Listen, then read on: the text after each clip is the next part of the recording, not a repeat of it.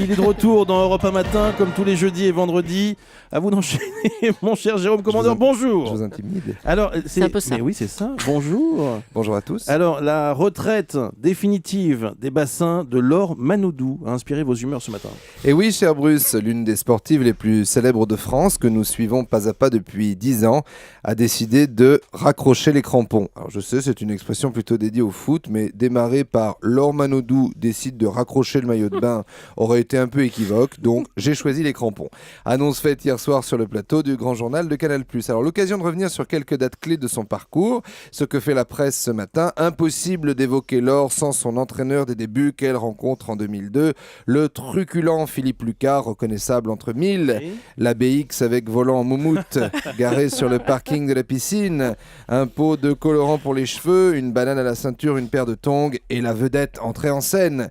On a tous en mémoire ses meilleurs sketchs, c'est de la merde, c'est nul, tu vas te prendre la porte dans la gueule, ce qui dans une piscine reste assez balèze Philippe. Ouais. Lucas qui reste malgré tout l'entraîneur des meilleures années de Manodou. Alors dans la série Que sont-ils devenus, le Midi Libre nous apprend en septembre dernier que Lucas a posé, je cite, son sac, ses sandales et ses chronos à la piscine de Narbonne. Ouais. Donc je m'adresse aux gamins de là-bas, gardez toujours une petite bouteille de Saint-Ol ou de Voltaren dans votre baluchon.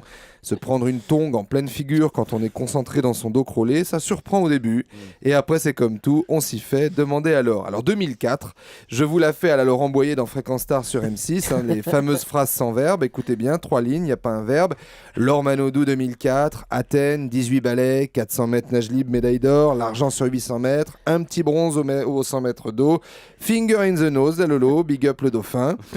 2007, l'année chat noir, l'année Shkoumoun, elles s'en sont parlé avec Ségolène, il y a des années sur lesquelles il vaut mieux tracer un trait, biffer un coup de bic.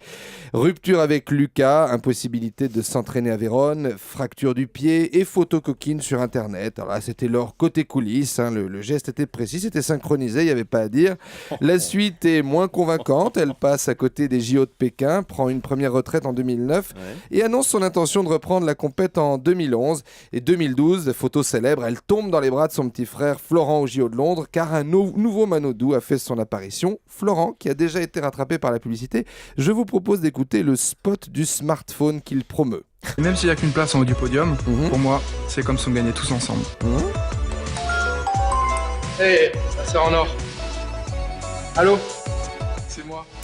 Hey ma petite sœur en or, allô, c'est moi. Alors j'ai vérifié, bizarrement, Florent n'est pas nommé cette année au César dans la catégorie meilleur espoir.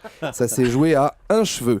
Pour conclure, un immense bravo à Laure Manodou, près de 96 médailles en 12 ans de carrière, chapeau l'artiste. Et chapeau Jérôme Commandeur, merci beaucoup et à demain.